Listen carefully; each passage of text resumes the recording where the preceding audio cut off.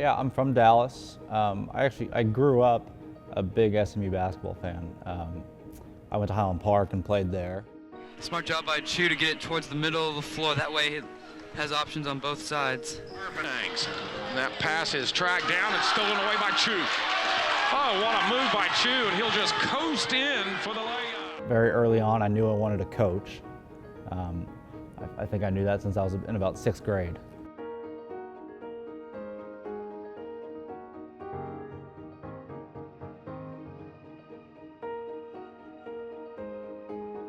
In terms of trying to decide where I wanted to play in college, I decided to walk on at Richmond because at the time, Chris Mooney, who's still there actually, was an up-and-coming coach, younger guy who I felt like walking on in a school like that, I felt like it was a great opportunity to learn how to coach. It was very important at Richmond to recruit the right guys, to recruit good guys.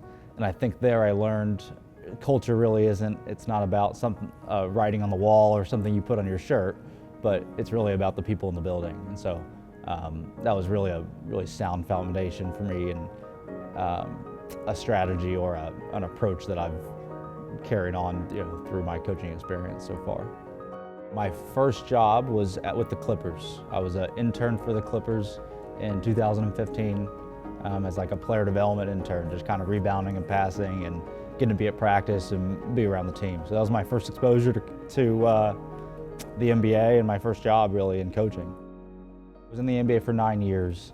I think the last 5 really shaped this analytical approach that I believe can be a competitive edge, can create an edge for a team and add a lot of value in a role like this. In Dallas, my role was to provide analytical strategies and deliver them to Coach Carlisle and his coaching staff in a way that was digestible to the coaches and that ultimately could create great buy-in. Booby, bring it up the left side. Booby, it starts with you. Great kick ahead, great play, great play, great play. AJ, good pass, great play.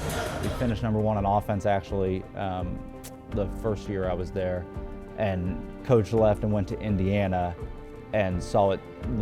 He really appreciated the approach. I think at that point he really was bought into analytics and saw the edge and the advantage that it was creating for us. I spent 3 years in Indiana.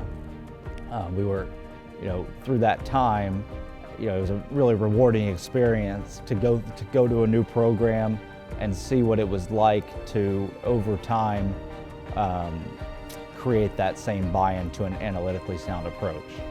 That one you recognized that we were kind of in like pistol, got over there, you're gonna get a 3. You know what I mean? Like, if you find those signs of trail, you'll get those.